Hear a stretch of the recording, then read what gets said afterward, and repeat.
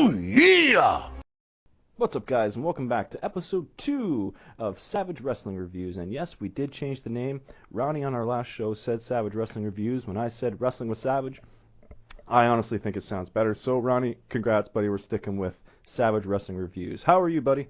Oh, yeah. I'm doing real good. How are you? I'm doing pretty good, buddy. I know it is literally 48 hours from WrestleMania, and I know you were there, so I'm not going to talk about my experiences with watching it. How about you tell me how it was being there live? Oh, man. Being there live was awesome. The show was meh. Not the best WrestleMania, but not the worst, in my opinion. However, the experience to me personally was still great because it's my first time going, and just to experience that spectacle live. I mean, I've been to some wrestling shows in the past. I've been to 3 WWE shows when they came to my hometown, and one of those was a episode of Raw. 2 of those was a house show, and it was still a good experience. So, I mean, that times 20 at WrestleMania, not just WrestleMania, but at AT&T Stadium, one of the biggest stadiums in America, and with an attendance record supposedly of 101,000. I've been hearing conflicting reports, but it still broke the WrestleMania 3 attendance record of 93,000. So it was an awesome turnout. It was just a freaking awesome experience. And even though I did not have the best seat in the house, I didn't even have a seat. I was in the standing room only section. It was still cool. The view was not bad for a cheap ticket. And, I mean, overall, the experience, it was all worth it. All worth fighting. The Dallas-Arlington traffic, that is a nightmare. If anybody ever listened to this, if you ever go to Dallas and Arlington, be prepared for heavy traffic. It's terrible. But all that was worth it to go to WrestleMania. It was a great weekend. Oh, I can imagine. I missed the first few matches for some reason. I couldn't get my thing to work. But I wasn't one of the people that were very skeptical about this WrestleMania. I knew there was a lot of injuries. I knew there was a lot of people that weren't going to be able to make it. So I wasn't expecting, WrestleMania 17 all over again. But I was expecting something decent, especially with the Hell in a Cell and the heavyweight title match. I did not give a 2 shits about at all. I was really excited to see Jericho and Styles again. That ladder match that I missed, I would have killed to see that. I'm sure it was amazing. I've heard it was amazing, and I was excited about the whole card really. But to be there, man, with 101,000 people screaming, I could just imagine what that felt like. Oh, yeah. The electricity was in the air. And, I mean, it was very awesome. And, yeah, so the first match was the ladder match. And, yeah, it was just as I expected. It was great. And even though I said the show was meh, for all the injuries that happened and what they had to work with, they did not do bad. They did bad. I mean, they did not do bad with the show. They did pretty good. And the show has some cool surprises. Oh, for sure. Well, hold on. I want to ask this because this is something I was wondering. This is the first thing. As soon as I seen it happen live, I was like, "Holy shit!" I wonder what Ronnie thinks. What was going through your mind when you heard Heartbreak Kid music, Shawn Michaels fucking music pop off? Oh man, it was awesome. I mean, it's Texas, so I was not surprised that he was gonna make a special appearance. We had heard rumors of Austin appearing, Yep. but I did not hear anything about Shawn Michaels appearing. But we should have known better because it's Texas, Yep. and Shawn Michaels is Mr. WrestleMania. That is true. So it was definitely awesome when Shawn Michaels came out. It wasn't even that he just so much that he came out. I marked out for that. But I marked out when I seen him in his fucking gear. I was like, holy shit, he's going to fight. He's going to do something. Sweet chin music. I started like, yeah. Yeah, he hasn't done anything like that, I don't think, since. I mean, he's might have done Sweet Chin music to Daniel Bryan or something like that during his retirement, but like not actually going there and like it wasn't officially a match, but still do some things. Yeah. And because he's a man of his word, he wants to stay retired, so he did not compete in a match, but he still went in there and did some damage. The Sweet Chin music. So yeah, it was an awesome moment to witness live. Oh, I can just imagine. For anyone who didn't see it, spoiler alert, Shawn Michaels came out when it was at League of Nations, right? They were in the ring spouting off about how tough they were and no other group in history could ever come close to beating them. So next thing you know, you hear Shawn Michaels music pop off. The crowd goes nuts. And then you hear the screech. And at first I thought it was going to be Scott Hall because it would have made sense, right? As a group, the NWO or the DX or something, the Click. Yeah. And then all of a sudden it was Mick Foley, and I was like, oh, right on, this is going to get good. And then fucking the glass breaks and Stone Cold's music hits. Like, the crowd went nuts, man. Oh yeah, the glass breaking. I mean, that was one of the biggest pops of the night, if not the biggest pop of the night. And I mean, Stone Cold. I was a huge fanboy, a huge mark for Stone Cold back then. And I did. I don't know if I mentioned this to you before. I did get his autograph back in 2000, and it was a cool moment. Yeah, and so Stone Cold Steve Austin coming out and stunning people. And yeah, it was an awesome moment. Also, Mick Foley was dressed as Cactus Jack Yep. too. So, Yep. I mean, that was pretty cool. Um, Another thing I wanted to mention too, while we're on this topic, Rusev selling that stunner was awesome. Like he Yeah, it looked took a like Scott Hall style bump and then did a flip, but his legs went right through the third and second rope, and he almost like went right onto the outside in one fluid motion. I was like, well, that was pretty good. yeah, it looked like he received a German suplex from either Brock Lesnar or Doctor Death. Yeah. The way he landed, it was pretty cool. Oh, it was really cool. I thought that segment was really good because it was really boring until they came out. Because Right. the New Day, I like them. They're entertaining. I like their Up Up Down Down YouTube channel. I don't really care for segments where people talk for very long. That's not my style of wrestling. If it's not, hey you, I hate you, let's fight, I don't want to hear it, because it's mostly scripted crap. And for WrestleMania, they needed less of those moments. So to have those three legends come out and save that segment, which was the whole point, I understand that, but that I marked out for that. It needed that boom to even make that whole segment worth anything. Right. Now, my first question is, before getting into each individual match, was there a match that you found was your favorite from either the pre-card or the actual event? Because this is like a 7-hour show, right? Yeah, I think that's including the pre-show, like Yeah, 7.5 hours. yeah. And I was in the standing room only section, so that was kind of uncomfortable. But man, let me see. Off the top of my head, I mean, I might have to say either the ladder match or the Divas match is probably the best match of the night. Probably my favorite match of the whole night. The So Divas definitely it's tore it kind of down. it's kind of a tie between those two right there. I thought the Divas match was amazing. I had my girlfriend watch it. She doesn't really like wrestling at all, doesn't really care for it, she's not into it. But she actually was watching it, and I was like pointing out stuff like, watch this girl when she does this, like, because most girls in wrestling, and this is where I'm glad they actually started coming back to the whole WWF or WWE Women's Championship instead of this diva crap. I don't like the Yeah. diva crap. I think it's a way to sell sex and an image, and it doesn't send a good message to people, right? Like I'd rather have someone who is athletic, maybe pretty, maybe not pretty, doesn't matter, but put on a good show athletically than to be some bimbo with her boobs hanging out. Like that to me, even though like I'm a guy and guys like tits, like I'd rather have athleticism on my wrestling. I can go on the internet and find trashy girls. Right, and For some people are like, "Oh, what are you gay? You don't like women?" It No, it's has not nothing to about do with that. that at all. It's just I would prefer my entertainment aspect of my wrestling to be my entertainment aspect of wrestling, not the entertainment aspect of, oh my god, look at her boobs and look how much skin is showing. Wrestling to me is wrestling. Sex is sex. If you want to sell sex, sell sex. But if you want to sell legitimate female wrestlers, they showed what they were all about at WrestleMania. Like, one of the highlights of the night, aside from Shane, I'll get to that soon, was Charlotte's moonsault off the top rope to the outside onto the two girls. That was picture fucking perfect. It was a 10. Oh yeah, that was awesome.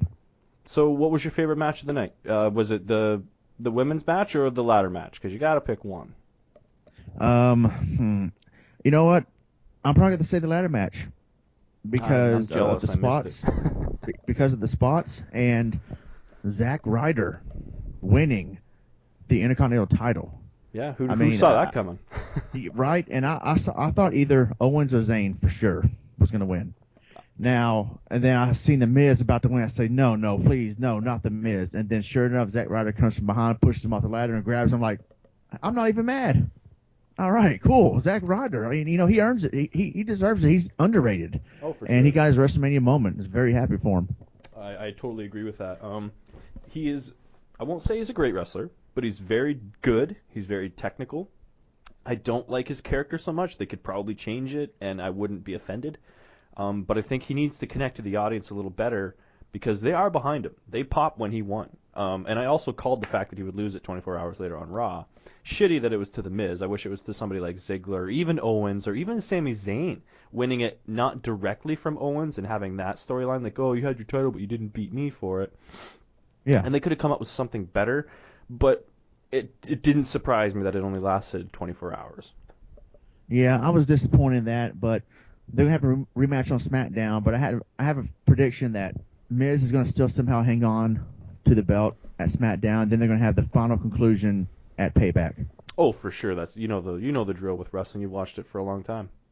Yeah, but that would be my favorite match of the night, the ladder match, and Zack Ryder's moment. I mean, it was cool, cool spots. Oh, and the Dusty Rhodes polka dot ladder, Yep, I that seen that, was very cool. and I seen Stardust tributing him with wearing black and polka dots. Yeah, so that was cool right there, and the crowd was chanting Dusty, and it was awesome. Oh, for sure. So then the next match on the card would have been AJ Styles versus Chris Jericho for number 4. Yeah. What you're saying, it was very much cut and paste from all the rest. I did see a few moves that weren't in their previous matches, but then I seen a bunch of moves that were in the previous match. So how would you rate that match out of their little rivalry? Was it just as good? Was it a little bit better, or was it same old shit? It might have been. I'll put it between just as good and a little bit better. I mean, it's WrestleMania. They stepped it up a bit, and the finish was cool, even though it looked a little botched, but it was still they still did it. And when AJ Styles tried to do, I think, another springboard forearm, Jericho called him the Codebreaker, and then I was shocked because the match was pretty good, but mostly the same thing what we've seen the first 3 times, and Jericho going over did not make sense to me. However, it did make more sense the next night because AJ beat Jericho in that 4-way match, and then so it's like AJ got his revenge, so to speak. Yep. So I guess it kind of makes more sense now after Raw. But watching it live and Jericho going over WrestleMania, I'm like, this makes no sense. AJ should have gone over. Well, as a fanboy of AJ, I totally agree with that statement. As a third-party perspective looking back from it, I can kind of see why they didn't. Number one, it's super predictable that Jericho's the type of guy now that puts people over. Like, he did it with Fandango. He's done it a million times since then. I think it would have been a little too predictable to have AJ go over him, so that was maybe their way of swerving you. And in the same sense, it does give the next night, knowing that it was planned that he would become the number 1 contender the next night on Raw, it would negate that win at WrestleMania as such a big deal because now he's got his win back over Jericho. So now they're still even Steven, right? And Yeah. it's basically I one-upped you, but you caught me, like, like one of those moments like, oh, you caught me slipping when I jumped off the top rope. Good move, but I pinned you the next night to become number 1 contender. Like, it's still a very ongoing rival, and I think that if they're going to escalate it, next time it needs to be in a cage match or a no DQ match or, a last man standing match or something, right, to make it mean a little bit more, and then just keep it going if that's the plan. If the plan is for him to become number 1 contender and take out Roman, which is probably not going to fucking happen after they've made him a Superman for the last 2 years, Yeah. I don't really know what you're going to do with someone like AJ because of the size difference between him and Roman. What are they actually going to do? Are they going to make it? How is it going to sell? This guy couldn't even sell 3 chair shots at what was it? Payback or not Payback? Roadblock or whatever the hell it was Fastlane called. or Roadblock, okay. yeah. So Okay. it's like when he took 3 chair shots to the back and then just spears Ambrose for the win. Like, come on, like Yeah. they're really shoving him down our throats. But anyway, all right. So AJ Styles, great match. You thought it was really good. Yeah, that was good. I gave it a 7 out of 10. Cool. What was the next match? That was the was that when the New Day came out? I think I don't have the format in front of me, but I think it was the New Day versus League of Nations. Yeah, I think it was too because I remember that was the first thing I saw when I turned it on. So that was an interesting segment. I didn't care for the match as much. I cared for the pop when my legends came out and saved the day. Yeah, during the AJ and Jericho match, the camera don't see it, of course, but us live and the crowd could see it. They were rolling out the Budios cereal box during that match to get ready for the New Day coming out, and I just laughed. I said, "Wow, oh, I guess we know who's coming out next." Yeah, that's and the so thing. that was cool. The Budios box. That's cool. That's the thing, though, right? You can see that when you're there live. You can see the setup, the preparation. Like when we're watching certain things on live on pay-per-view, like we could be seeing an ad or a preview or did you see the Snickers commercial with Ric Flair and Zack Ryder? Yeah, I kind of saw it live, but I wasn't really paying attention or didn't get a good look at it.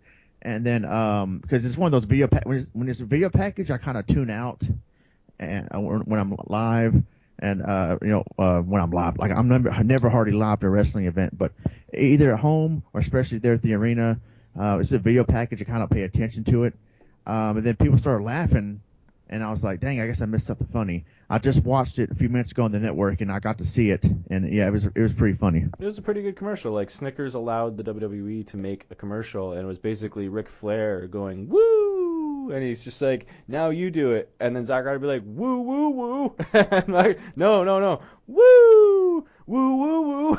Like, it was a pretty good. Yeah, Here, man, you're confused when you're hungry. Have the Snickers, and on the bar instead of saying Snickers, it said confused. I cracked up. I was like, "Oh, this is pretty funny." yeah, is it better? And it's Charlotte better. Yeah, woo. Yeah, Which is funny because that was almost a tease that Zack Ryder was going to win the belt. right. Like, you know Yeah, what I mean? Like, that was kind of a play because, like, I don't know if he was holding a championship or not, but it was just like a nod at, like, he's talking to a champ. Oh, hey, you're not yourself when you're blah, blah, blah. And then all of a sudden he wins the title. So it was kind of like a belated knock on, like, hey, this guy won. Isn't that funny? Like, they already knew it. yeah, that was pretty good. So what was the next match? The next match would have been the Divas match? Yeah, I believe so. Yeah. Charlotte versus Sasha Banks coming down the aisle with Snoop Dogg Yeah. and the woman I think who sings Sasha Banks' entrance theme song, Yep. and then and Becky Lynch, and yeah, so that was probably like the second best match of the night. Yeah, this match tore the house down. These three women went out there and fucking killed it. They put their bodies on the line. They put everything out there. They left nothing. You know, like they gave it everything they had for a WrestleMania match, and I was not disappointed. The whole match, I was like, I thought it was going to end in a few minutes, and I was like, all right, well, that wasn't bad. Good match. And then it kept going, and I'm like, oh, this is getting good. And then it kept going. I was like, oh, shit, this is getting real good. And then there was high spots. There was crazy shit. The Charlotte moonsault to the outside, like, that was insane. I was like, number one, it was the best looking moonsault I've seen from a female since, like, Lita. Like, you know what I mean? Yeah, Like, yeah, amazing technique.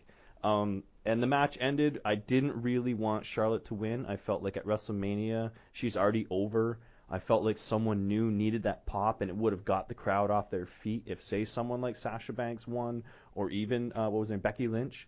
I think one of those girls deserved a big WrestleMania moment, but it was very cool to see Becky Lynch jump over the top rope right onto Ric Flair. as a fan of Charlotte and Ric Flair, I wanted Charlotte to win, but I think my heart deep down was going for Sasha. And my friend was like, Becky Lynch should have won because Charlotte she's been the champion. She had her nice flashy Ric Flair robe entrance. Sasha had her cool entrance with Snoop Dogg. What did Becky get? Nothing. She had a So cool spot over the top rope, but other than that, I understand what you're saying. Like, she didn't get that extra oomph. yeah, but all three of those women, they always tear the house down when they wrestle. I'm proud of They're women's awesome. wrestling now. That is women's wrestling. This ain't no diva bullshit that they're trying to sell on the WWE network. This was like legit tough chick fights. You know what I mean? Yeah, and like back in the day, like good wrestling matches with Molly Holly, Trish Stratus, Lita, Jacqueline. Yeah. I mean, all that women's wrestling is coming back, and then of course you still got Bayley, Asuka, and Paige, and I think Emma's starting to. I like Emma right now, Yep. and Emma's starting to really come up. So I mean, women's wrestling is back. I'm a huge fan of Bayley. I watched one match of hers, and then I seen a clip online where the whole crowd was going, "Hey Bayley, ooh."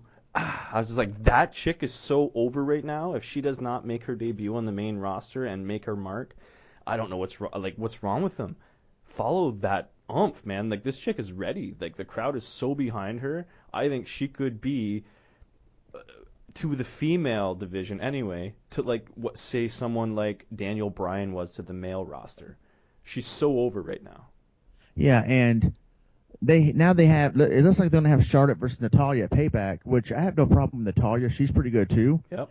But the thing is, it would have been perfect for since Bayley lost on NXT to come out during that ceremony and be the next challenger, and to bump her up to the main roster and have Bayley. Well, I want to say Bayley versus Charlotte at Payback, but it's called Payback. Yep. So that would make sense storyline wise. I guess right now I can understand where it makes sense to have Natalia versus Charlotte. Even though I don't know, it would have been much better to have another follow up match between Sasha Banks, Becky Lynch, and Charlotte at Payback, so that one of them can get payback. Yep. But that's just me wishful thinking. It would have been cool if Bayley made her NXT Raw main roster debut and be the next challenger, because Bayley had a good run in NXT. Yep. And Asuka is now the top female, the NXT Women's Champion, and but we might still get a pretty good match at Payback between Charlotte and Natalya. Oh, I wouldn't doubt it. I don't think that's going to be a bad match at all. I just think now is the time when people are that hot, like Bayley is almost white hot, jump her up to the main roster. It wouldn't like it surprised me that she didn't make the jump, because when she lost the title, I was like, okay, now's the time. She's passed the torch to the next person who's just arrived in NXT and is about to make her mark, and now Bayley's so over. Push her up to the main roster and get her up there and get her noticed by the Raw roster, because NXT is only aired on the network. Yeah. So how many people are actually seeing this? 2 million at the most, because there's only 2 million subscribers, and then Right. whatever clips you're going to see online. That's not very much exposure. You want to know what's exposure? One night on Monday Night Raw when 3.5 million people are watching on an average. You know what I mean? So like, that's where she needs to be. And I feel like that chick, and I don't mean chick as in a derogatory way. I mean that girl, that woman, that female wrestler is about to explode, and it's going to happen. Right. So what was next in the match then? Then the next one was I think we had it Shane backwards. versus. I think it I'm was sorry. Shane. I think we actually think we had it backwards. The match they're supposed to talk about next, I believe, was Dean Ambrose versus Brock Lesnar street fight. Oh yeah, that one happened before the women's title. I forgot that. Yeah. Yeah. Let's talk about that. What'd you think about that live? I mean, it was cool live, but it was too short. Very short. And they It were was like too short. ring and just outside the ring. They were for a street fight. They didn't go anywhere. I know. I was hoping they would at least go in the crowd a little bit and do some more stuff. But let me tell you, the coolest moment about that match to me personally, when me and the people in my section, as soon as Dean Ambrose pulled out that 2x4 with the barbed wire wrapped around it that Mick Foley gave him, Yep. we were all chanting EC Dub, EC Dub, EC Dub. That's amazing. So I finally got to chant ECW at a live wrestling event. And WrestleMania at that. WrestleMania. So the only thing that topped that is if I were to chant that in the actual ECW arena, the original ECW company. But it was still cool that I got to actually chant that in a live wrestling event, and especially WrestleMania. So that was cool. That was my WrestleMania moment. That's something you'll take to the grave, man. I'm so jealous that you got to go. I've already talked to my girl. I'm like, I am definitely going next year in Florida. There's no ifs, ands, or buts about it. I'm hitting up WrestleMania, and I'm excited. Now that I know, I'm already mindset. I'm buying a ticket to WrestleMania next year, and I'm going to go, and it's going to be awesome. So awesome. Nice. So yeah, that match. I thought it was a really good match. I thought it was too short, but other than the length of the match and the fact that it was very PG confined, I felt like it was good enough, but it could have been so much better. Yeah, it definitely could have been so much better. And I mean, the F5 on the chair, I thought Dean would kick out and the match would go longer, but no, it was like already over. And I think I saw on the network, I saw one of the people's reactions in the front row, and they had this look on their face like, really? Already? Yeah. That's it? All right, whatever. And I had heard something about the show was already too long, so one of the reasons why it might have been short, they probably told it, well, we got to cut some stuff out. We got to shorten this. And that was what happened with John Cena's first title win at WrestleMania 21 when we beat JBL. All of a sudden, ducks the clothesline from hell, and then the FU or the attitude adjustment 1, 2, 3 is like, whoa. This is the way that happened. It happened so quick, and I found out they had to cut down the match for time constraints. So it's possible they chose this match to be shorter than the rest for that reason. I mean, I'm not sure, but yeah, if it would have been like maybe 10, maybe 15 minutes longer, it would definitely been much better. Yeah, I think there was just a few spots missing from it. It was not a bad match by any means. Like, that match solidified Dean Ambrose as a badass dude. Like, he took 13 suplexes, he took an F5 onto chairs. Like, he took I think it was a German's 13th suplex on the whole stack of chairs, and you've seen his elbow after that. I'm pretty sure it was after that. His elbow was just bruised or really extremely pink and red. Like, it looked like he took a bad one. And then next thing you know, he was getting F5 down to the stack, and he didn't get to use the chainsaw, which obviously he's not going to use anyway. But I mean, he could have smacked him in the head with it. He didn't get to use the barbed wire bat. Like there was so much more psychology and story there that I felt like yes, they did get that match cut for whatever reason. And I like how Brock didn't use the weapons because he is a weapon. He didn't need it at all. He broke that quote kendo stick, which would never be broken in half at all, let alone by someone's knee, over his knee, and I was just like, that was bullshit. Yeah, yeah. So I thought the match was good. I would say 8 out of 10. Very solid match. I expected exactly what happened, other than the fact I didn't think it was going to be that short. I would have liked to have seen maybe a table spot or something a little bit more extreme, but I understand why they didn't do table spots because number one, the Dudleys had already gone through tables, which was already a spot done.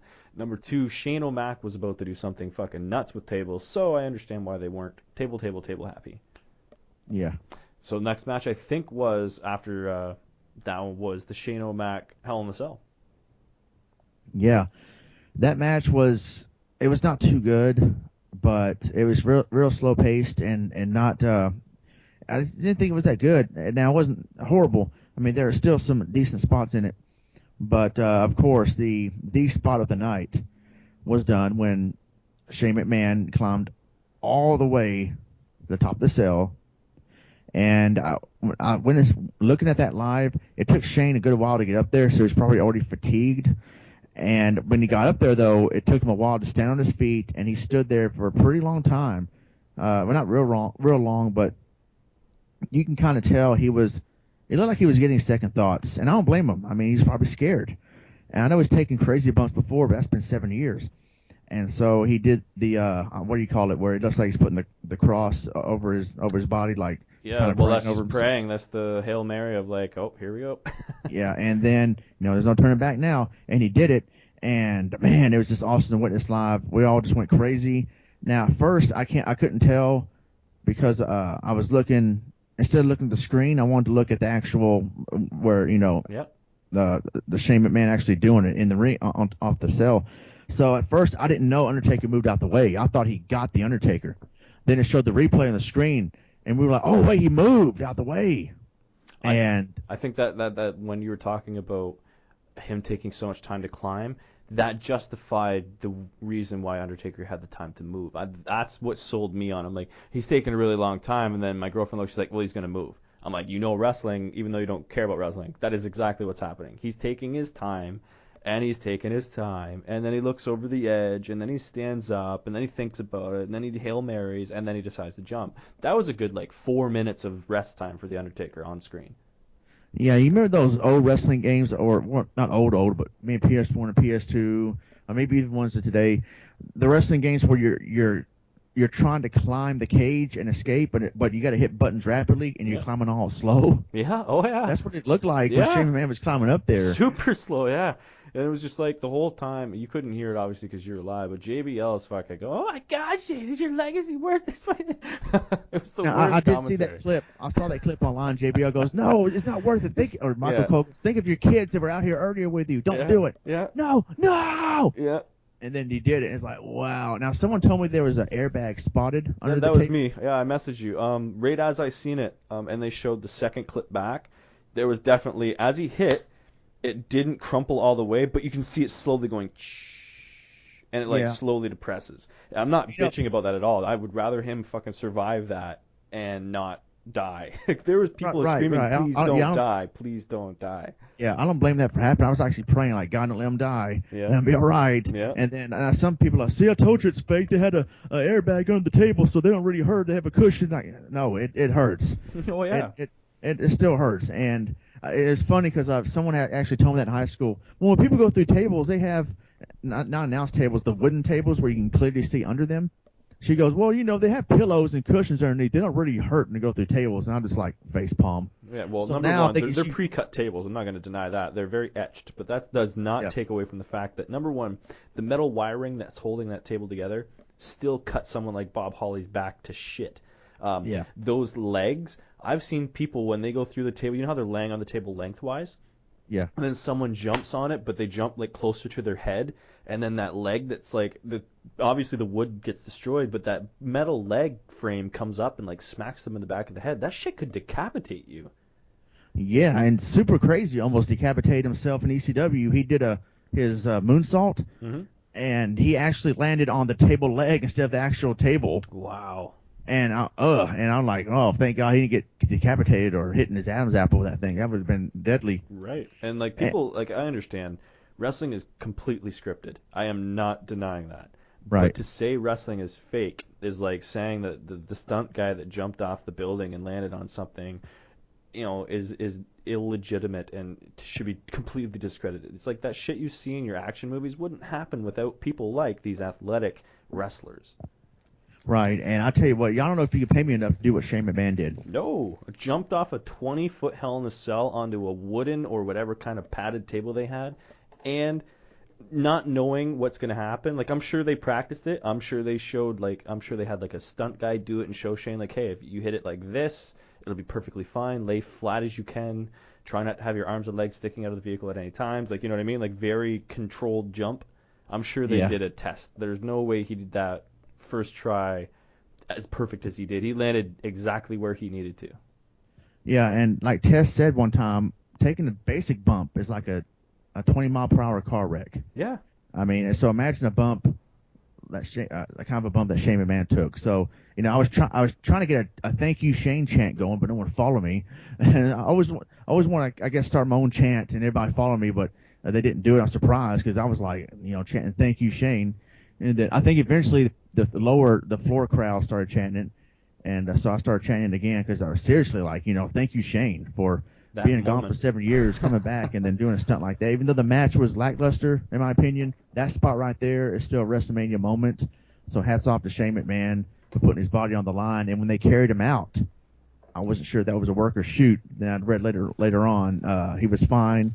That was a work, but still, my friend told me later on. He said, uh, if I was hurt or not, I would still want someone to carry me out after that. Just in case, anyway, like that's why I said to my girlfriend, like it's probably just a precautionary thing, or it's written into the story, like oh he could be really hurt, but they would do that anyway as a precautionary thing, I think, because he's $1 billion prince. You know what I mean? Like they're not gonna risk him walking to the back if he's got a stone cold fucking neck injury. You know what I mean? Yeah, Plus, right. it sells the fact that he just took this huge jump. Like he could be hurt. We don't know. Like the way he was holding his arms up is what people would do if they were like injured and don't want you to touch them. It's one of those like, I'm like really stiff. Please don't touch me. Like I'm hurt. So it Right. sold that. So he was perfect. It was a perfect moment. And then when he come out on Raw standing, and I showed my girlfriend the picture, I'm like, see, he was completely fine. It was just they were selling the fact that he took this huge jump. Right, right. And yeah, they did an excellent job. So that match to me, it was exactly what I expected. I didn't expect a really phenomenal athletic match from Shane. I didn't. What do you expect? He's fucking not a wrestler. He's a entertainer and a performer. So for him to go in there and take any bumps at all was a good tribute to him. And I knew he was going to jump off the cage. It was either A, is he going to jump off the cage through the table, or is he going to get thrown off the cage through a table? Because I didn't know what was going to happen. Yeah, and I mean, I didn't expect, super match either, and that's why when I first heard this being announced, I had mixed feelings. I'm like, really, Shane McMahon, this is going to be bunk. But wait a minute, he has taken crazy bumps before, so it's probably not going to be as bad as I thought. And so I didn't have many high expectations, but I guess I had high hopes Yep. that it would be a great match or better than what it was. But I still appreciate the bump he took, and that was cool to see in person. I mean, it was like almost like gut wrenching to witness him falling, and then I was really praying, like, man, I hope he doesn't seriously hurt himself. I want him to do this stunt, but at the same time, I don't want to be selfish and be like, yeah, kill yourself. But hopefully he'll be okay. And then he did the bump, and that was definitely an ECW moment. So yeah, that was definitely the highlight of that match. And so now Undertaker is 23-1. I guess we'll see him next year at WrestleMania. Yeah, and even if it is his last match, like what a way to go. What you will remember from that match is exactly what they wanted you to remember. They didn't care if it was like obviously you're not going to get a Shawn Michaels highlight reel match out of this, you know what I mean? But what they were going for, they succeeded at. Shane McMahon doing exactly what you expected Shane McMahon to do, and The Undertaker probably winning. Just because like I was hoping that he would lose because I wanted to see Shane take over. I wanted like some change, even if only for like 2 months, 3 months. Like give me something. But it Yeah, was okay for him to lose because the very next night on Raw, Vince gave him control of Raw for that night anyway, so it didn't really matter. yeah, and I'm kind of wondering if Vince will be like, all right, you did decent. I'll let you be in charge of SmackDown. How's that? Yeah, like we'll see where the story goes from here, right? Because that's what we wrestling fans do: hold on to Right, every episode. right. So the next match was the I think Battle Royal, right? I believe so. Again, I don't have. I'm trying to go by Yeah, memory. me too, me too. I'm not worried if we missed something or weren't prepared. Like this is I don't like to script my videos, so it's very off the cuff. I'm Yeah. pretty sure the next match was the 40-man Battle Royal, which was actually supposed to happen on the pre-show, and I'm not sure what happened because there was people like, "Hey, where the hell did the 40-man Battle Royal go?" And I was like, "Oh, I hope they didn't cut it." And then all of a Right. sudden, the people started coming to the ring. I was like, "Oh shit, right on!" I didn't miss it because I was pretty bummed that I wasn't gonna get to see it. Yeah. So what'd you think of that live and the end result? Um, I thought it was pretty good. Because the two main surprises, Diamond Dallas Page, Yep. was a big mark for Oh DDP, yeah. and then of course Shaquille O'Neal. Yeah, that was nuts. I What? was like, what? Exactly. And I'm like, okay, wait a minute. Is he a special guest referee? Referee would make sense, but I'm trying to think. What he can't be wrestling in this match. He's either a special enforcer ringside or something. No, he gets in the ring, has to stare down with the Big Show, and they grab each other by the throat. Then they choke Sam Kane, and I'm like, what is going on here? He really is in this match. Has he been training for this? I think so. There was a time, I can't remember when it was. It might have even been years ago. He had said something and said like I want to make I'm gonna do something. I think it was towards the Big Show, like directly. I will come and I will fight you, blah blah blah. So I think that was sort of their way of being like, okay, let's do it. They needed reasons, they needed moments in this that you needed to remember because of all the injuries and the lack of John Cena's and your Seth Rollins and your Cesaros and all these guys are gone. Sting, you had to do something, and I do not blame them for pulling every fucking trick in the book. Like Shaquille O'Neal was a shock. I looked like I was out of my balcony, and then I heard Shaquille O'Neal, and I looked in. My girlfriend looked at me and was like, "What the hell is this?" And I was like, "Oh, what the hell is going on?" Right? But Yeah. it was So cool. It was a cool moment where everyone went out of the ring and just let the two giant guys, like Shaquille O'Neal is a giant dude standing next to the Big Show. You know what I mean? yeah, and so Shaquille O'Neal had his moment, and then him and Big Show got eliminated at the same time, and then they went on with the rest of the match. And I thought it was lame that Sandow got eliminated early. That sucks. People, But people, people did give him a good like woo. yeah, yeah. And then I wanted Kane to win. I thought he would win, but no. Swerve, swerve. Baron Corbin wins from NXT. I don't even know. At first, I was looking in and I go, wait a minute, wait a second. Is that Baron Corbin? What? I never even like heard of this guy because of NXT, and he was a giant dude. I was like, well, this guy is probably going to be a future, big star like a Kane or something. Like we're seeing a young dental assistant Kane or something. You know what I mean? Yeah. But it was Fake like, Diesel. yeah, I didn't know. I didn't know who he was, but I was just like, what an honor for this kid who was on NXT to come to WrestleMania of all places and have that win. Yeah, he dominated NXT for a little while. He was undefeated, had a little undefeated streak going. Then I think it was stopped by, I forgot who it might have been stopped by, either Samoa Joe or I forgot who stopped his streak exactly. He had a feud with Rhino. He beat Rhino. It might have been Really? Joe. I think it was Samoa Joe that stopped Baron Corbin's streak. And he had an awesome, well, it wasn't too awesome, but Austin Aries is awesome himself. But he had a match with Austin Aries, who I don't know if you knew who he is, but he was in Ring of Honor for years. Oh, I know who Independent he is. scene. Yep. So is this Baron Corbin guy from TNA or something? No, he was playing in the NFL actually Oh, years okay. ago. So I And thought this guy was like, because you're saying that he fought all these guys. So were all these guys in Ring of Honor, and like where did he no, fight these guys? he fought Rhino and Joe in NXT recently. Rhino is in NXT. He was. I thought he was in the main roster now, but I don't know if he's been around for a while. But when Rhino came back to WWE, he had a brief run in NXT. He fought Joe. He fought Baron Corbin. Where have I been? Yeah, and I thought that was weird. Like Rhino does not need to be in NXT. He's an established star. But He was whatever. in the main roster for like 3 years, 4 years, I thought.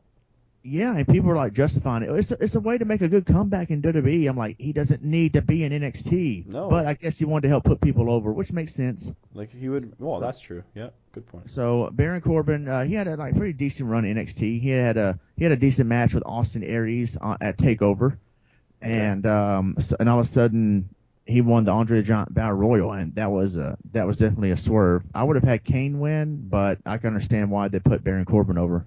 I would have had Kane. Big Show's won it once, right? Yeah, Okay, so I definitely would have had Kane win. Number one, Kane is like a 20-year vet now who has done everything under the sun. yeah, He deserves that. You know what I mean? Like, how many years has he got left?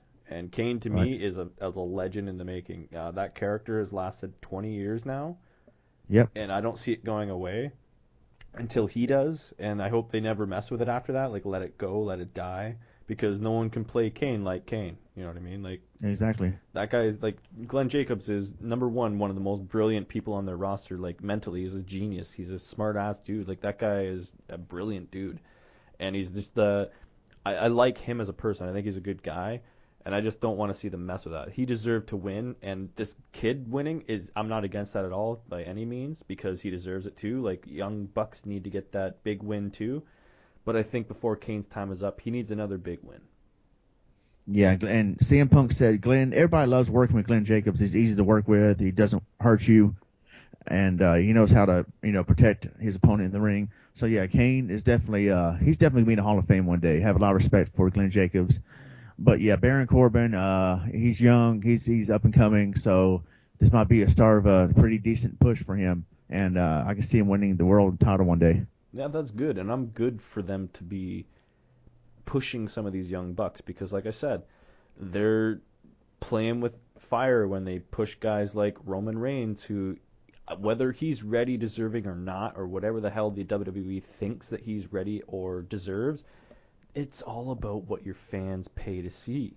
They don't want to see this guy. So it's not like a John Cena thing where it's 50-50. You know, some guys are saying, we love you, Cena. Everyone else is saying Cena sucks. They're fucking booing this guy. They do not like Roman Reigns. So I'd like to see young guys like this getting pushes. I want to see stuff like Zack Ryder winning titles out of nowhere. Like, I want to see these guys who don't necessarily get the recognition because they need it. They deserve it. Exactly. I don't know this kid. I have no idea who this kid was. But when I seen him win at the WrestleMania Battle Royal, I was like, fuck, good for him. Like, you know what I mean? That's a huge thing. That's a huge push for anyone, especially if someone like me who doesn't watch NXT didn't know who he was still okay with him winning. That's a big thing. Like, this kid's huge. He's got the look. I had never heard him talk, so I don't know if he's got that. But I mean, if you're willing to if they're willing to give you an Andre the Giant Battle Royal win at WrestleMania, you got to be something. Right. So what's next? I think the last match is next, right? Like the main event. Well, before that, The Rock comes out, Oh yeah, I forgot about that. the Dallas Cowboys cheerleaders, and then all of a sudden, if you smell, and The Rock comes out to the Dallas Cowboys cheerleaders, has a flamethrower, and lights up his own name at the stage, and comes down the aisle and tells everybody that we broke the attendance record with over 101,000 in attendance. Now, even though I read a conflicting report online saying they exaggerated that, it's really 94,000. Whatever, I don't care. We still broke the record. So it was a cool thing to witness. And then The Rock continues with his promo. All of a sudden, we get the Wyatt blackout, and we all go crazy. Oh, shoot. Oh, what? And, Wyatt comes out, and all the butterflies are around with people's cell phone lights. Of course, my phone is dead at this time, so I can't participate. I remember People seeing gave you. us, Yeah, you posted something like that, like phone's dead. Yeah, and even if I did have my flashlight on, it'll blend in everybody else. With me being in the party pass section, it didn't get dark where I was at because we were in the separate room, standing room section. But I looked inside the arena, and which, by the way, rewinding back a little bit, witnessing the Undertaker's entrance live for the first time was epic. I Oh, did for see him in person sure. as the biker taker, but never as a dead man, so that was a cool moment. Yep. And so seeing Bray Wyatt come out, and that was awesome. And then the dueling promo and The Rock making fun of him, saying, oh yeah, we're gonna go to Cracker Barrel after this, or whatever he said. I Yeah, couldn't hear he was it. calling them incest, saying that you guys have the same mother. Yeah, like, your parents are definitely related, Yeah, and you over here. he did give Bray some props, so he said you have it. These people love you, and it's basically like saying almost like if Bray Wyatt wasn't with the Wyatt family, he might turn like into a good guy. So that's a tease in itself, I thought. Yeah, He's like and you have everything, like yeah, and then The Rock goes, "We're gonna have ourselves a match," and then takes off his clothes and his wrestling gear. And yep, I'm like, "Whoa, Rock and Bray Wyatt, we're gonna have a bonus match?" nice. But no, we get a 6 second match between him and Eric Rowan, I think it was. Rock bottom 1, 2, 3. I'm like, really? Because Bray's still injured as well, right? That's why they didn't fight. Oh, I didn't know Bray was injured. Yeah, that's why he hasn't been doing much. It was a couple weeks ago, I think I saw it, where people were questioning like why did he just like it was supposed to be a match between him and this other guy. It was I think it might have even been at Roadblock or something. Why did he not fight? It was supposed to be him between that guy and this guy. Brock Lesnar, or Yeah, I think, something yeah, like that. But it was like he's actually injured and couldn't fight, so their way of getting around it was like, oh, he just stepped out like a pussy, like his character would, and let the other guys fight for him. And like yeah, I see it and I understand it. And if he's that injured, that sucks because I feel like this guy should get a title shot one day. yeah. And so I didn't know about the injury, but I thought it was disappointing. I thought we were going to see a real match, a bonus unannounced match. I'm like, wow, this is cool. They really are doing a good job in making up for all these injuries. And then I didn't know Bray was injured himself. But then they all try to gang up on him after he beats Eric Rowan. Then all of a sudden, John Cena's music hits. Who's also And still injured. yeah, and I'm not a fan of John Cena, but it was still a cool moment. I kind of popped for it. Oh, why wouldn't It's you? a good Yeah. surprise. It was a good surprise. And then, good WrestleMania moment. They embraced in the ring. And so, yeah, I mean, it was pretty cool. Oh, I agree. I'm not a huge John Cena fan either. I liked him better as the rapping gangsta mouthpiece that just didn't like anyone and had his own attitude. That was cool. He was a good character then.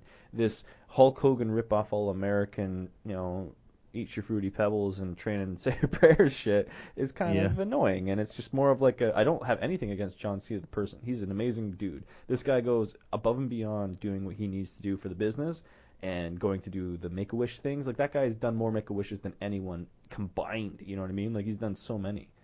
Him Yeah. as a person is a great person. John Cena as a character needs to be freshened up. Number one, if you're gonna have him partner up with The Rock and be all goody goody, heel turn, beat the shit out of The Rock. You know Right. what I I mean? thought that would happen. I I thought thought it that was would gonna, happen. I thought it was gonna happen. I said that to my girlfriend, like, now's your time. If you're gonna do it right now, give him a fucking fu attitude adjustment right now. And he didn't do it. And I looked at my girlfriend like, they just missed the biggest WrestleMania opportunity at this event. You know what I mean? John Cena turning heel without even being back as a wrestler. Wow.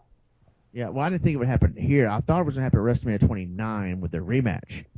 And John Cena turned heel on The Rock, but no, it didn't happen. And I can understand though, because the merchandise sales are still good, and I respect John Cena for how hard he works in the ring. He does work hard in the ring, and to make matches look good, he works hard. I just don't think he's a good wrestler, and I just don't like the character. I didn't like the Doctor Thugonomics back in the day, just like you did. And then when he changed the character, and I lost interest real quick.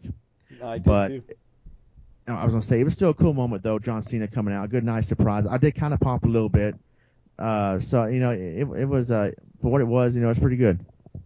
It's also different when you're there live. Yeah, Like me sitting on my couch.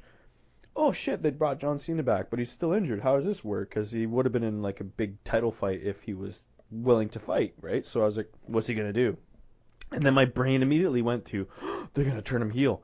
He's gonna go back there and help The Rock, but then not help The Rock. He's gonna like, oh, and then my heart started racing. I got all excited, and then nothing happened. I was like, crap. that would have I been cool. honestly think that was the biggest missed opportunity. Like, imagine the pop, man, from the crowd. I honestly don't think sales would be affected if he turned heel.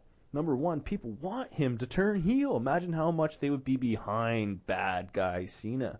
And how much Yeah, they would boo him. Like, the only guy who gets real heat right now, to me, in WWE is The Miz yeah, and Roman Reigns. That is it. People hate Roman Reigns, and The Miz is a good enough actor to play a good enough bad guy that they believe it and they hate him. Right. How many other heels are there, man? Like there I really mean, isn't any. and I remember some people might say, well, all the kids won't have the merchandise anymore. They might cry or whatever. Well, hey, that I mean, But remember everyone Hulk else Hogan's will. heel? All those guys booing him will now be like, oh man, John Cena just told that guy off, man. Now he's cool. And, yeah, I would probably buy some John Cena merchandise if that happened. And I mean, when Hulk Hogan turned heel, yeah, there was supposedly kids crying or really ticked off. I was like 15. I wasn't crying, but I was pissed. But Hulk Hogan heel turn, it prolonged his career, It did. and I mean, it made things He interesting. was If John Cena stale. would, yeah, if John Cena were to turn heel, I think the same thing. Not it won't be as a big of a heel turn as Hogan because I don't think no heel turn is going to ever be as big as when Hogan did it. But John Cena turning heel, that would definitely, I'm sure, up the ratings a little bit on Raw, and merchandise sales can move more, and it would get me interested in Cena. I think it would. I think it could be bigger than Hogan because Hogan was either the guy that everyone was getting on off board of Hogan's train before he even left WWE. Like there Yeah, was even rumors back when like Jake the Snake Roberts and him did a segment back in like I want to say like WrestleMania 3 era. He gave Hogan a DDT during a Snake Pit segment that never apparently got aired, and the crowd went nuts. And like that's a no-no because Vince wants everyone to cheer for the guy who wants to cheer and boo for the guy who wants to boo. But that's not what this era of wrestling is. We are in control now as people who pay good money to see it and can critique it from someone. Like I've watched wrestling my whole life, and right. I think I'm at least entitled to have an opinion of how I perceive it and how I think that fans would perceive it. We're marks. We're marks for everything that we watch because we've known it our whole life. So if someone like John Cena comes out and hasn't been around in a while, whether we hate him or love him, we're gonna like appreciate and respect him. And we're gonna go, "Woo! You came back, good shit." Whereas like Yeah, people don't understand that, and that's where ECW was really good. They respected good matches, even if they were shitty wrestlers. You know what I mean? That's a good yeah, match, and they clap for the bad guys doing good moves because that's what they respected. And I feel like wrestling is that now. Wrestling is where the fan controls what you see. So if I, who am willing to pay really good money to see someone beat the fuck out of Roman Reigns instead of Roman Reigns not selling stuff and putting himself over every time, which he isn't putting himself over, they're putting him over. But I mean, like fans are obviously booing it. You really need to come up with a exit strategy of that. So like John Cena was boring, change the character. Hulk Hogan was boring, change the character. If people are booing someone, make him something worth booing for, right? exactly. So I think John Cena turning heel would be bigger than Hogan because number one, it's been longer. Hogan didn't have a 10-year reign as a big top guy. He was what 6 or 7 years as top guy from like 85 to 92 ish. I think 84 to 1, 2, 3, 84 to 92. 92 is when his career started to dwindle down. So yeah, so about like 7, 8 years at top, and John Yeah, Cena's been there for 10.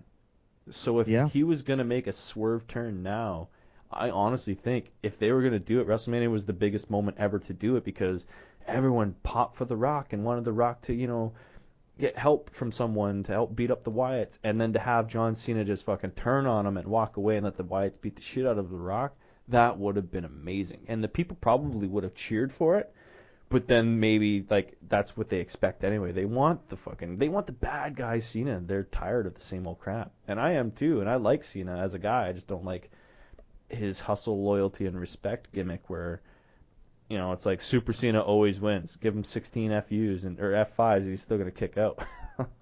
that's exactly right. So on to the main event here: Roman Reigns, boo, versus the Game Triple H, which got a pretty big ovation from the crowd actually, and the crowd was behind him the whole match. Roman would hit Triple H, boo. Triple H would hit Roman, yeah. Like it was amazing to watch, and I wish I was there for that. Yeah, let's talk about the entrance real quick. Oh yeah, talk Triple H about it. once again with his over the top entrance. This one actually wasn't. I mean, it wasn't too bad. The one entrance I really thought was stupid on his part was the when he looked like Conan the Barbarian that one year when he wrestled. I think it might have been against John Cena. I forgot. WrestleMania 22, I think. Yeah, coming up from the ramp, looked like Conan the Barbarian or whatever Yeah. he looked like. Yeah. I thought it looked stupid. Yeah. But then he had at WrestleMania 30, he had where it was, I think, Charlotte and Sasha Banks, one of the two women in disguise, the women surrounding him, and then he was on his throne. That looks pretty cool. The one before he wrestled Daniel Bryan, and the one last year, the Terminator one, is kind of cool too.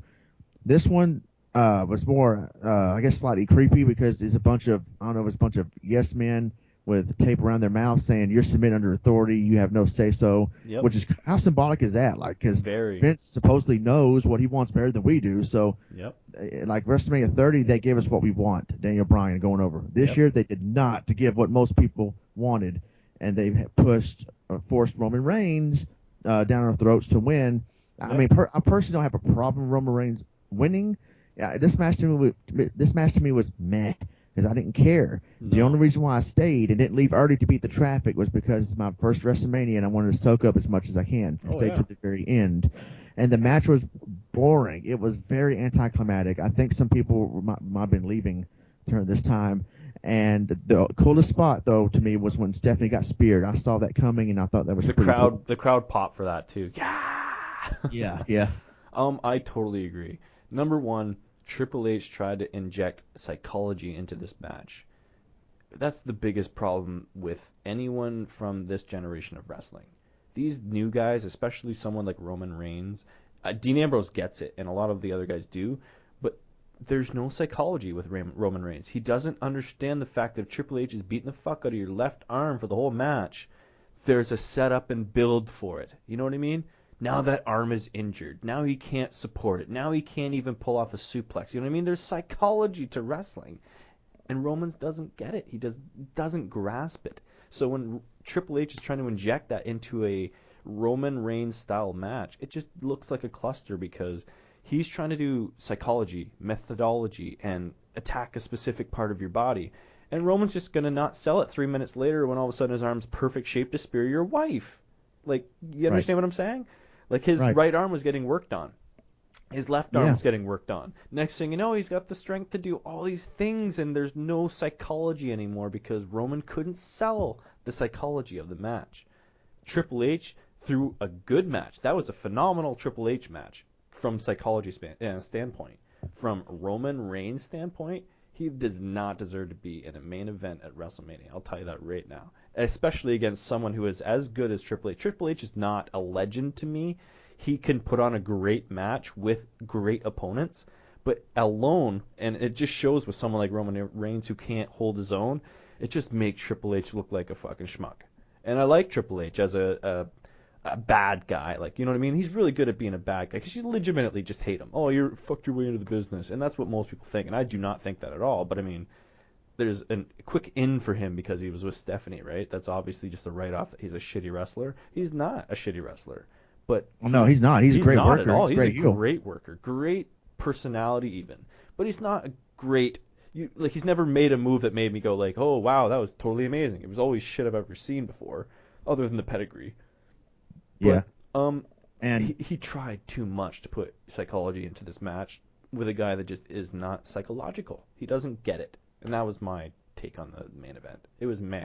I wanted Triple H to win. The crowd wanted Triple H to win. But the next day on Raw, if he'd have won, people would have been like, Triple H buried another guy. Right, yeah.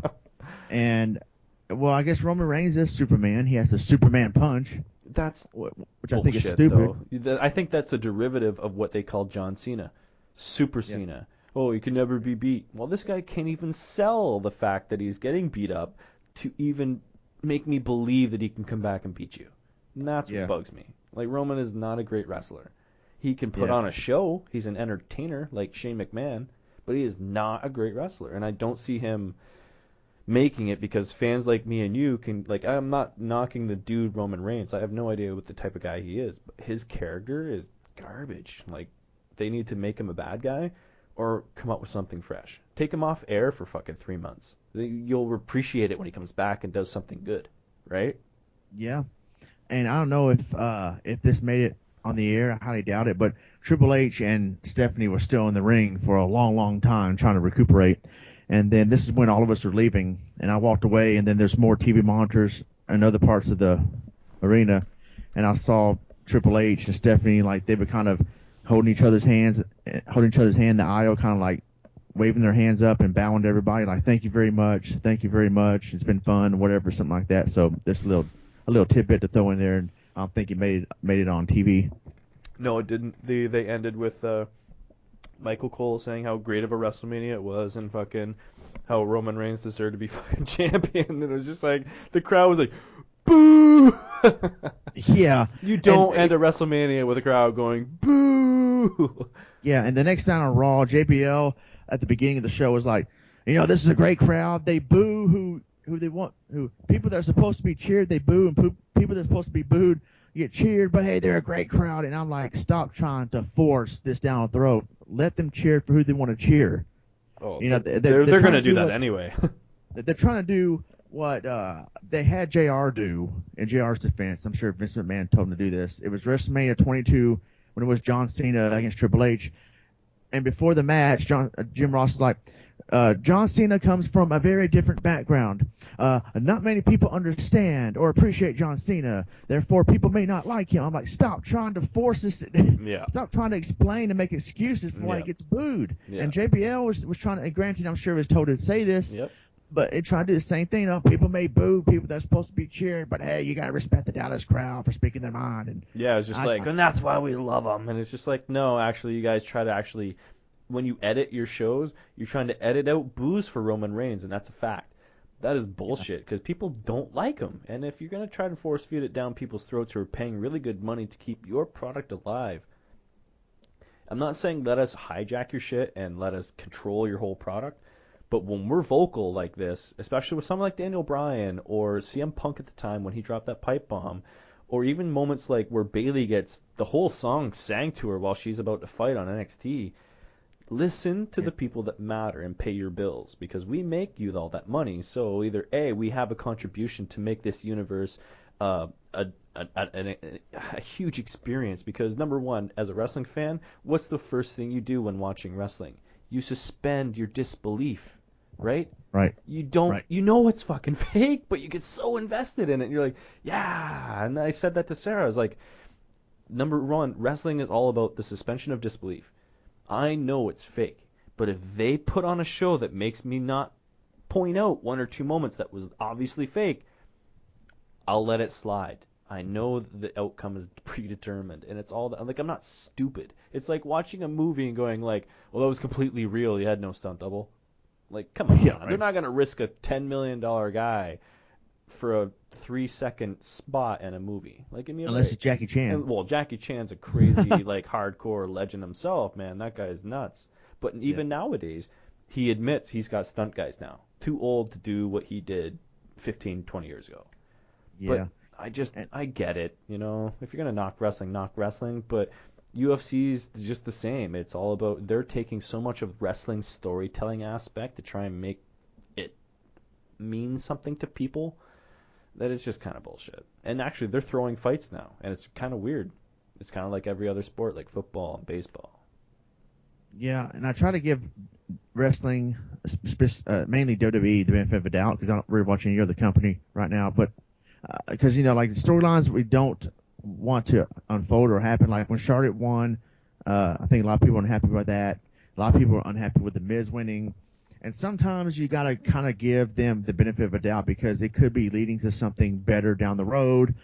Like years ago when Austin was chasing the belt after he got screwed at that one pay-per-view where it was him, Kane, and Undertaker in Triple Threat, and he ended up losing it.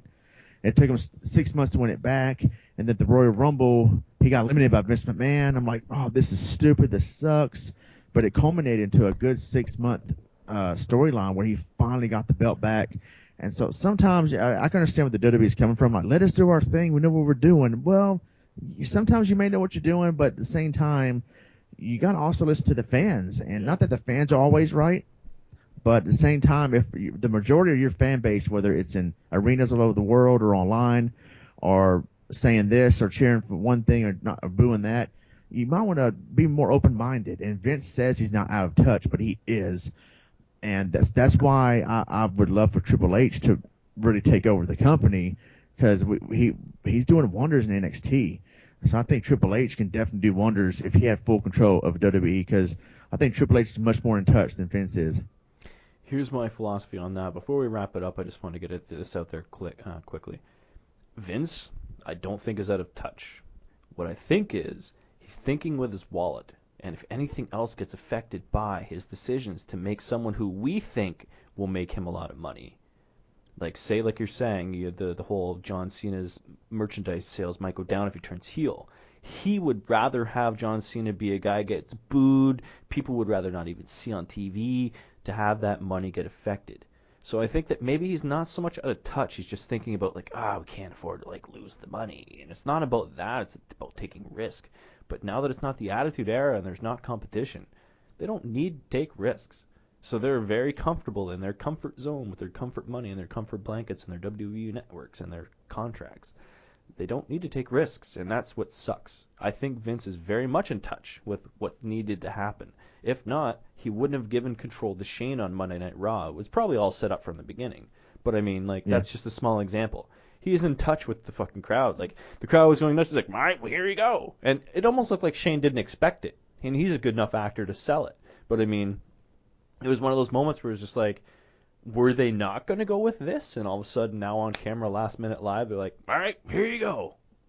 And then when they Yeah. go in the back, like, all right, well, we're going to do everything we are normally going to do, but it will be your, quote, idea. You know what I mean? Yeah. So it's Well, like that's a good point. they're thinking on the fly, but I honestly think Vince thinks way too much with his pocket and doesn't want to risk anything now with no competition, because TNA is not competition. Ring of Honor is not competition. There is Right. nothing right now other than mixed martial arts, which is a completely different sport altogether. Yeah, and yeah, that's a good point. He's probably not as out of touch as he is stubborn. Oh, Also, so stubborn. Like I that's mean, what I think of when I think of Vince McMahon. So stubborn that he thinks he knows what's best and just sticks with it until it's bled dry, like a Hulk Hogan. yeah, You know what I until it's mean? kind of forced, Yeah. like an Attitude Era. He didn't want Yep. to do none of that stuff. He didn't want to push No, Austin. he did not want to push a lot of things. And the best thing that ever could have happened to wrestling, in my opinion, was him fucking Brett over. Period. Yeah, That created the greatest thing for wrestling ever. And it doesn't put it past them to have that actually been a work. I think it would have benefited both of them. Number one, Brett gets a lot of heat going into, a lot of like pop going into WCW, so it makes his character stronger, even though they crappily messed him up. But the opportunity was there. It makes yeah, WWE get the pop because now Vince McMahon can be like, no, no, no, I didn't fuck Brett. Brett fucked Brett. Oh, well, wait, I'm Mr. McMahon. Yeah, I screwed Brett.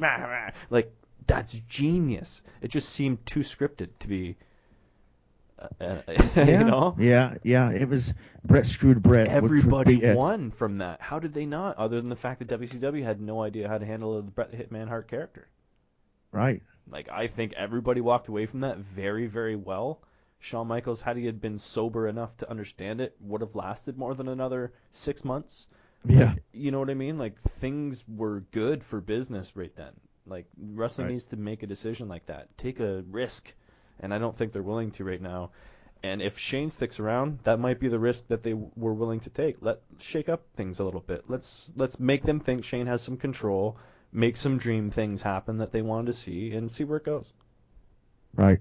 That's what tonight was about, or not tonight.